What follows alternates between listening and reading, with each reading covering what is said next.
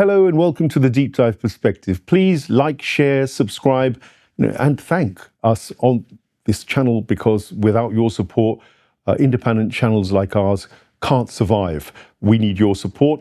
With me in the studio, I'd like to welcome Sheikh Imran Hosein, no stranger to Deep Dive Perspective. He has a fascinating take on Iran, economy of the world today, and how we could perhaps break out of a lot of the maladies that we see really lining up, piling up for all of us. You know, the Hormuz Strait being closed down, blockades in place, chokeholds all over the world potentially being triggered, all means trouble for us economically. But is our economic system even fit for purpose? All we seem to have seen is billionaires proliferating and the rest of us all becoming more and more poverty-stricken in many cases. Welcome to the show, Sheikh Imran Hosein. Thank you very much, Seyed Mohsen Abbas. I'm happy to be once again with you. Well, it's a pleasure to invite you back. And I've raised the issue of Iran as a central point. I think that's where we'd probably kick things off. You've seen what's emerged, but I want to talk more about Iran's own situation regarding its military power and its economic reality. During one of my visits to Iran, I met with the former president, Mahmoud Ahmadinejad. He was a very, very polite, very gentle, and a man of great distinction. I was impressed by him. And Mahmoud Ahmadinejad said to me that it was Iran was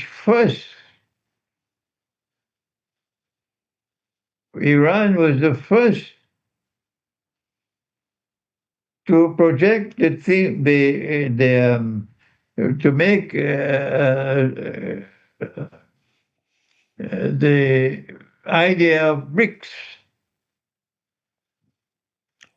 an alternative to the Bretton Woods monetary system, which produced the International Monetary Fund. He said to me that we spoke to Russia on the subject.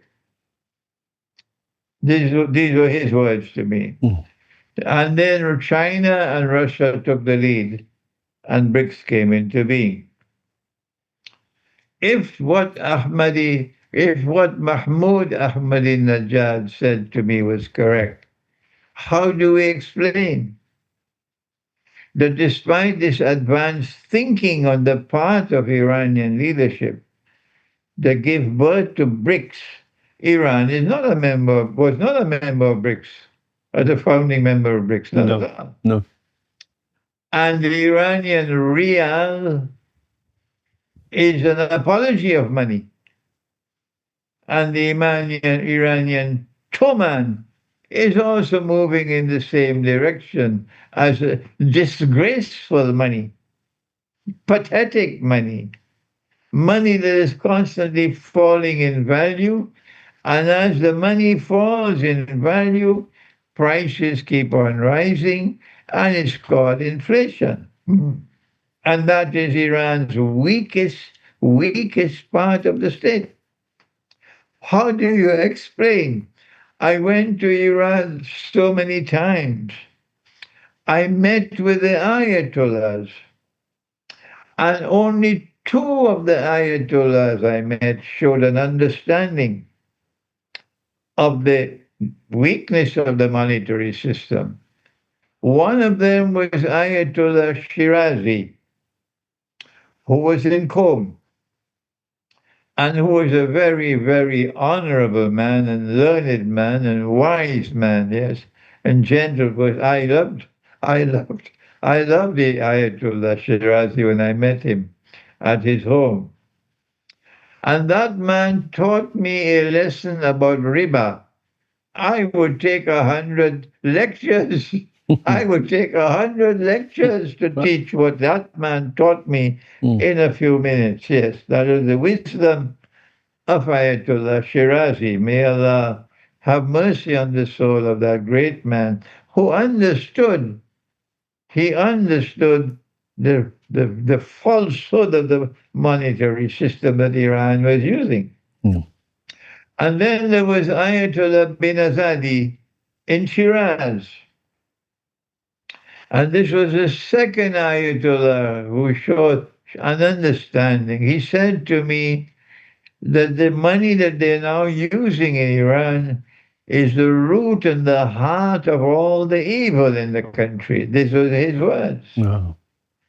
But when I met with the great Ayatollah, I won't mention any name now, I thought I was speaking to a stone wall. The great Ayatollah showed no understanding at all about the modern monetary system. They never taught it to them in Cuba. They were just as ignorant as all the rest of the Sunnis. No difference between Shia and Sunni. They're all at sea when it comes to monetary economics. This is a pathetic situation. And I don't know whether Iran needs another 50 years before Iran wakes up to realize so long as you're using this bogus money, you are vulnerable. You will be attacked, your money will be attacked, your prices will be rising, there will be inflation, and people will be demonstrating against you, and you deserve the bad name you get because you're so incapable of being faithful to the Quran and restoring dinar and dirham as money. Don't tell me it is not possible. Don't tell me because you've never tried it. Yes. Don't say we can't do it because the rest of the world is not doing it, because you've never tried it. Allah will help those who want to walk on the right path. It is shameful, it is disgraceful, it is manifestly sinful that the world of Islam will not return to dinar and dirham. I will die and leave this world, and they will still remain in the mess in which they are, and yet they believe they're good Muslims. Sheikh Imran, what would happen if you reverted to gold, dinar and dirham, silver, etc.? The trade, of course, you'd make coinage, and internally within a resistance economy, which Iran has been forced to adopt, really, again, many of the neoliberal banking fraternity within Iran, who were probably trained in the West, just as many medical doctors would have been trained, in fact, still seem to bow to the WHO, the World Health Organization, which worries me as well, to be fair. In fact, bowing to any of the institutions created by the Anglo-Zionist imperialist order, or the Pax Americana, as you would probably say, or whether it was the Pax Britannica at that time. All of these institutions, the UN, the WHO, the OPCW, the chemical weapons guys, the atomic agency, the International Atomic Agency, AIEA, all of these are institutions set up by that power, the Western imperialist Zionist power, in order to essentially control the world. That's my take on things. So for Iran, which does seem to love taking part in these institutional setups, and they like also being on the right side of them. They like to always show that they are complying with all the rules and regulations, the international order. That seems to be a big priority amongst a lot of the governments, whether it was President Rouhani, and especially the reformist elements, it seems to me. Whereas Ahmadinejad was less deferential to these institutions. In fact, he ruffled a lot of feathers during his short stay in power. Is it that it's just that these people who went back with some of this knowledge from the West and perhaps infiltrated those institutions and had the skills to run banks, to run things, did it exactly with the same template which the West had given them? So does it require a complete review? And what happens in reality if you split off from the world banking system, the way it operates, and you go to this resistance economy using only gold and silver? How does that affect your trade? How does that? Can it practically work in your experience, do you think? Good question. I have not asked, did you transform the entire monetary system? When did I ever ask for that? I have not asked that you transform the economy overnight. When did I ask for that? All that I've asked for is that Iran should declare Dinar and Dirham as legal tender. That's all. That's all. That is all. Right. Okay. I didn't ask for anything more than that. That's all. Sure. Just declare Dinar and Dirham legal tender, meaning your real can continue in the market. Your Toman can continue in the market. That bogus money can continue. I see. Your economy will continue functioning as it is functioning right now. Yeah. But the difference now is that you have, in addition to that bogus money, you now have real money in the market. I see.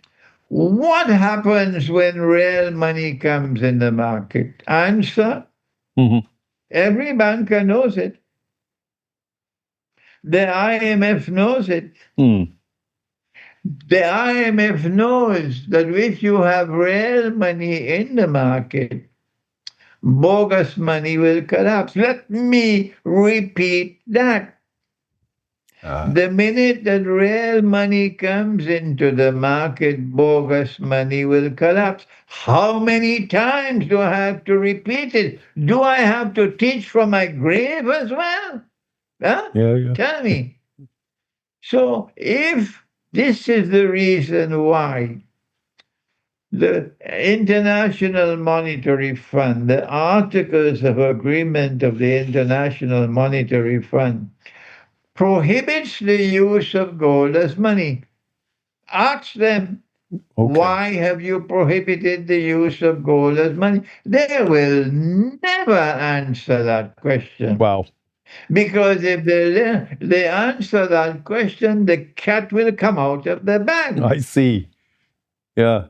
Our people who criticize me for asking the dinar and dirham should be made legal tender. They have not studied international monetary economics. No, they call me a dreamer.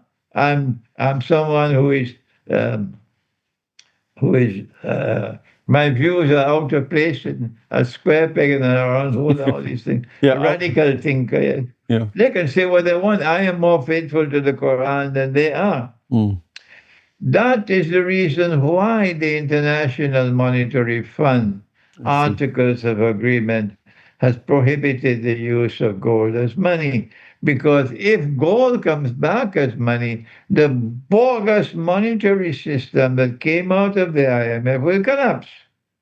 Now then, Israel has made dinar and dirham legal tender. Has Israel collapsed? No, Israel is still functioning. There are several states within the United States of America which recognizes dinar and dirham as legal tender. Gold and silver. Has the United States collapsed? Has the sky fallen down as yet? No. Nope. I have not asked for any radical transformation of the monetary system. I see. Seyed Mohsen Abbas, I have only asked for one thing. That's all. Right. That's all.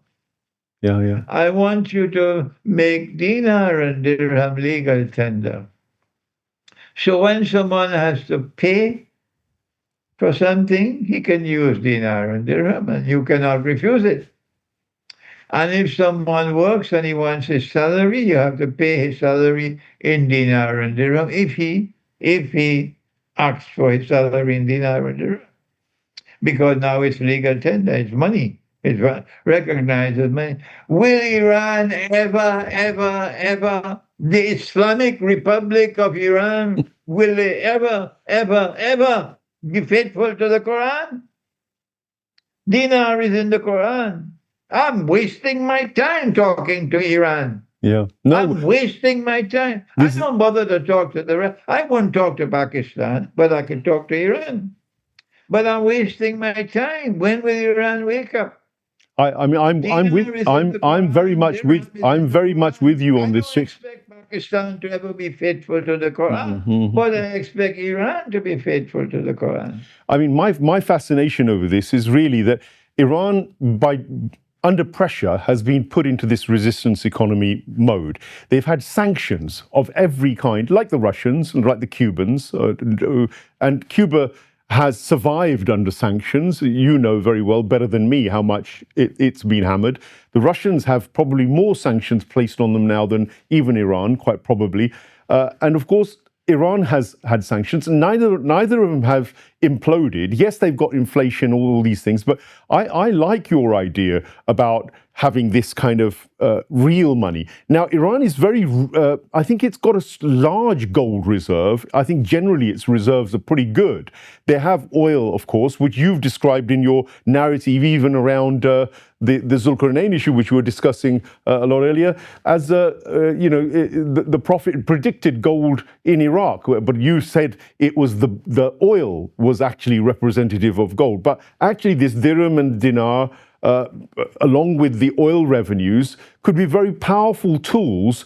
And some would argue that you'll go back to this in your young days, you'd have remembered the Lahore conference in 1974, 75, where Bhutto brought together Shah Faisal and the Shah of Iran. February of 1974. Yeah, they tried at that time. February of 1974, yeah. They tried at that time to muscle their way into creating an Islamic, sort of secular Islamic economy to get some more autonomy. And of course, they were all wiped out. Both the people, both the leaders who are at the forefront of that effort, King Faisal of Saudi Arabia, rahimahullah, yes, and Zulfikar Ali Bhutto of Pakistan, both of them were assassinated because, like Muammar Gaddafi in Libya, they were attempting to make a change. Yeah. But the traitors who now rule over us are too scared to do what Faisal was trying to do, what Bhutto was trying to do, what Gaddafi was trying to do. And Seyed Mohsen Abbas, we've had a long session already, and you're probably wilting. Yeah, we've had a absolutely fascinating discussion, and I think very few other people I could have talked about that dinar and dirham concept. It's something that I will put forward, and I'll probably unpack it with some Iranian establishment figures in the Economies. So I'm going to put them on the spot and ask them the questions that you've asked, and we're going to try to push this idea, because now, in a way, Sheikh, maybe it's the time, both on the nuclear issue, which you've suggested, and you've been tearing your hair out about saying go all the way and create it. Many people will agree with you on that now, and of course with the dinar and dirham. This is almost in their faces, given that they're so badly sanctioned and so they're under siege. Essentially, their people are being affected with death through these sanctions. I think these are two very excellent areas that you've raised. They've been done, of course, in the context of a wider eschatological discussion we had as well. But I will let you rest, because I know you've had a tiring day as well. And thank you. Okay. We'll revisit this. You know, I could have gone another 2 hours with you on this. Well, when you're fresh next time, another engagement, whenever you're free. There aren't that many people I can talk with from the Islamic circles as clearly on these issues, and we will need to revisit them. And I think they're very important. Thank you so much. Yeah, and they're important insofar as not just for Iran.